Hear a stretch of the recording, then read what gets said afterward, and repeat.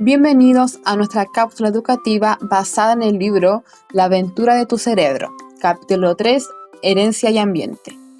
Este trabajo fue elaborado por Mireille Joffre, Constanza Medina, Isidora Pérez y Gabriela Suarte para nuestra actividad curricular neurolingüística guiada por nuestra docente Ángela Rocco.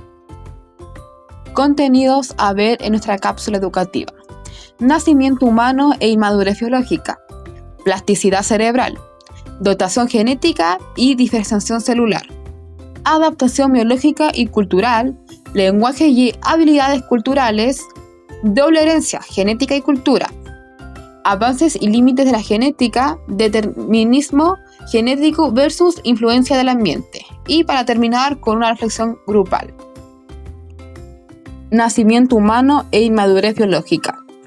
Cuando nacemos, los humanos somos de los más inmaduros entre los mamíferos. Mientras que un potrillo puede caminar a las pocas horas, un bebé necesita casi un año para dar sus primeros pasos. Al principio solo puede mover la cabeza para buscar el pecho y succionar, pero nada más allá de eso. Esto pasa porque llegamos al mundo con un cerebro poco desarrollado y con órganos que recién empiezan a adaptarse a la vida fuera del útero. Al comienzo, el corazón late más rápido para oxigenar la sangre. Los pulmones se inflan por primera vez y el resto del cuerpo se ajusta a un nuevo ambiente. Parece una desventaja, pero en realidad es lo que nos hace únicos. Esa inmadurez permite que nuestro cerebro sea mucho más plástico y flexible, listo para aprender y adaptarse según las experiencias que tengamos. En resumen, nacemos frágiles, pero con la mayor capacidad del aprendizaje del reino animal. Plasticidad cerebral. Cuando hablamos de plasticidad cerebral, nos referimos a que el cerebro no está terminado al nacer, sino que cambia y se moldea con la experiencia. En los primeros años de vida, esta plasticidad es sobre todo madurativa. Aparecen de manera natural las habilidades básicas como percibir, moverse, caminar y hablar. Más adelante, ya adultos, la plasticidad se vuelve adaptiva. Ahí es cuando aprendemos cosas que dependen del esfuerzo y la enseñanza. Por ejemplo, leer, escribir, hablar en otro idioma, tocar un instrumento o practicar algún deporte. Un buen ejemplo es el lenguaje. Todos los bebés tienen la capacidad de hablar, pero el idioma que aprenden depende del lugar en el que crecen. Esa mezcla entre lo que traemos de base y lo que nos aporta el ambiente es lo que nos hace únicos, inclusivos entre gemelos idénticos. En conclusión, la plasticidad cerebral es el motor del aprendizaje. Primero nos ayuda a adquirir lo básico y después nos abre a aprendizajes culturales que enriquecen nuestra vida. Doble herencia genética y cultural. La inmadurez del cerebro humano y su lento desarrollo es por la gran capacidad de adaptarse. El cerebro humano es el mejor dotado para la adaptación al medio en el cual vamos modificando según los recursos con los que disponemos y las circunstancias. Al adaptarnos a nuestro hábitat, creamos un conjunto de estilos de vida, por ejemplo, modas, costumbres que llamamos cultura. La genética no lo es todo. El entorno, las experiencias personales, la crianza, la educación, la cultura moldea y modifica este potencial genético, ampliando o en ocasiones limitando su expresión. Nuestra identidad irrepetible emerge del continuo entrelazado de genes y ambiente. Ni los gemelos idénticos son completamente iguales. Aunque comparten una genética similar, sus experiencias individuales los hacen distintos. Es por eso que entender al individuo implica considerar tanto lo heredado como lo vivido. Adaptación biológica y cultural. ¿Qué podemos decir sobre la adaptación biológica y cultural? 1. El ser humano nace inmaduro en comparación con otros mamíferos, ya que no puede caminar ni valerse por sí mismo en los primeros meses o instancias de su nacimiento, a comparación de otros mamíferos que desarrollan su motricidad básica durante la gestación. Pero eso nos permite que pasemos al punto 2, el cual es: esa inmadurez cerebral permite mayor plasticidad, ya que el cerebro humano es más versátil, capaz de moldearse con la experiencia y adaptarse a otros ambientes. 3. Los órganos y sistemas del recién nacido se ajustan gradualmente a la vida extrauterina, ya que el desarrollo continúa a lo largo de la infancia y de la vida. Pero también hay cambios en la anatomía y en la fisiología, según las experiencias del entorno, por ejemplo, el desarrollo muscular, los sentidos y las funciones vitales. En el ámbito de la cultura, a diferencia de otras especies, tenemos el punto 4, el cual es: los humanos no solo cambian biológicamente, sino también modificamos nuestros estilos de vida. Esto se da de acuerdo con los recursos y circunstancias que se tengan, y eso da lugar a la cultura, la cual se refiere a las formas de vida, costumbres, valores, modas, estilos de crianza y educación. Y el punto 5 nos dice: la cultura no es innata, pero esta se adquiere gracias a nuestra capacidad de aprender, que esa sí es innata. Punto 6. El aprendizaje cultural requiere esfuerzo. ¿A qué nos referimos con aprendizaje cultural? A leer, escribir, tocar música, deportes, etc. Y esto mejora nuestra adaptación, aunque no siempre sea vital para nuestra supervivencia. Lenguaje y habilidades sociales. Podemos decir que el lenguaje nos distingue como especie, ya que es una de las facultades más distintivas de nuestra especie, lo que nos permite crear códigos de comunicación, tales como compartir conceptos abstractos o coordinar la atención común.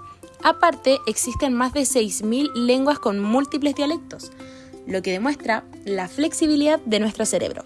También, el lenguaje es el andamio de la educación cultural, porque permite transmitir los conocimientos, valores e historias de generación en generación. Y por otro lado, las habilidades sociales son las más importantes y diferenciales en los humanos. Además, surgen de la capacidad de inferir lo que piensan otros y de compartir intereses. Igual nos permite comprender, transmitir y asimilar información compleja, lo que fortalece la cooperación y la vida en comunidad. Dotación genética y diferenciación celular. La diferenciación celular es un proceso dinámico por el cual las células se especializan para formar estructuras cerebrales complejas como el sistema nervioso, influido por señales tanto como genéticas como ambientales. Existe el cigoto, que contiene el ADN, el programa preciso para el desarrollo de todas estas células del cuerpo, en donde una sola célula resume todo un individuo y se produce una división, donde se van multiplicando estas células y deben seguir señales genéticas para formar parte de.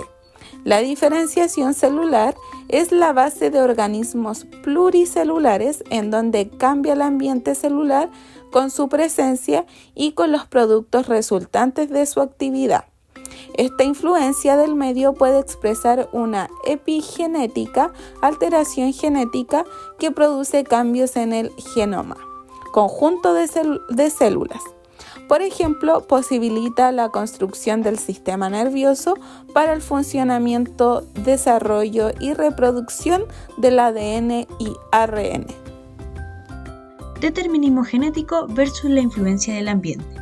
No somos únicamente el resultado de nuestros genes. El determinismo genético, que explica las capacidades humanas solo por las herencias biológicas, ha llegado a errores graves como la eugenesia y a afirmaciones discriminatorias como las de James Watson sobre diferencias de inteligencia según la población en la que se encuentran. Los estudios actuales, incluidos los de gemelos idénticos, muestran que genética y ambiente influyen casi por igual en el desarrollo humano. Por eso, reducir todo a lo genético es peligroso, ya que ignora la educación, la cultura y las experiencias personales. Somos un fruto de una doble herencia, biológica y cultural, y cualquier intento de clasificar personas como superiores o inferiores carece de bases científicas y éticas. Los estudios con gemelos han permitido entender mejor la relación entre genética y ambiente. En el siglo XIX, Francis Galton sostuvo que lo innato tenía más peso e introdujo el término eugenesia para promover la reproducción de personas consideradas más capaces. A comienzos del siglo XX, Hermann Werner diferenció por primera vez a los gemelos idénticos y fraternos, reforzando la idea de que la genética era el factor principal. Sin embargo, estudios recientes como un metaanálisis del 2015 muestran que la genética y el ambiente influyen casi de la misma manera. La genética ha avanzado enormemente en las últimas décadas. Descubrimos la estructura del ADN y logramos secuenciar el genoma humano completo en el 2005. Hoy sabemos que solo una pequeña parte del ADN produce proteínas, mientras que el resto regula cómo y cuánto se expresan los genes. También entendemos que la mayoría de los rasgos humanos depende de muchos genes a la vez y que un mismo gen puede influir en diferentes características. Además, contamos con teorías modernas para estudiar y modificar los genes, lo que abre grandes posibilidades para la ciencia y la medicina. Límites de la genética. A pesar de sus avances, la genética enfrenta importantes límites. Por ejemplo, el concepto gen ya no es tan simple, pues solo menos del 10% del ADN es codificante y el 90% restante corresponde a regiones no codificantes con funciones reguladoras. Además, el significado de una misma secuencia varía según la célula que la interprete y los ARN que participen en su lectura. El ADN tampoco es estático, ya que contiene elementos transportables capaces de alterar su información. Y la mayoría de los rasgos humanos no dependen de un solo gen, sino de la acción conjunta de muchos. Y con esto hablamos de la poligenia, o de genes que influyen en varias características a la vez, y esto sería la pleitropía. Aún desconocemos cómo se producen los procesos intermedios que van desde la información genética hasta la expresión de una conducta o un rasgo físico. Para concluir, los seres humanos somos el resultado de la interacción de la herencia genética y la influencia cultural y ambiental. La genética aporta la base biológica y los procesos iniciales, mientras que el entorno, las experiencias y aprendizajes moldean y refinan esas capacidades a lo largo de la vida. La diferenciación celular y la dotación genética permiten que cada persona cuente con aspectos únicos, pero es la cultura y la estimulación lo que determina cómo se expresan esas posibilidades. También tenemos una gran capacidad de adaptarnos, en el cual la plasticidad cerebral cumple un papel fundamental en este proceso, en donde estamos constantemente aprendiendo sobre todo en la primera etapa de nuestra vida, que es la infancia, donde podemos adquirir aprendizajes significativos para toda nuestra vida.